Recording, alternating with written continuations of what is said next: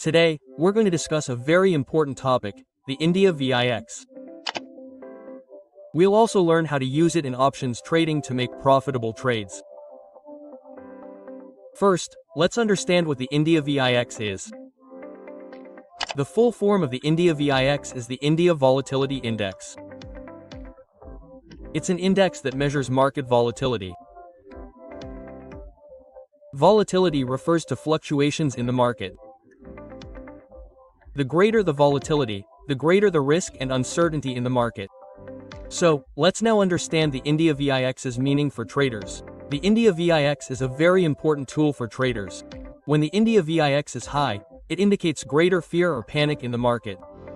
And when the India VIX is low, the market is calm and stable. This information tells traders what the market mood is and how they should plan their trades. Now, let's learn how to use the India VIX in options trading. When the India VIX is high, option premiums are also high. This is a good time for option selling because high premiums mean higher profit potential. When the India VIX is low, option premiums are low. This is a good time for option buying because low premiums mean lower investment and risk. Whenever there is a sudden spike in India, some major event is about to happen in the market. At such times, option traders should be vigilant and adjust their positions accordingly.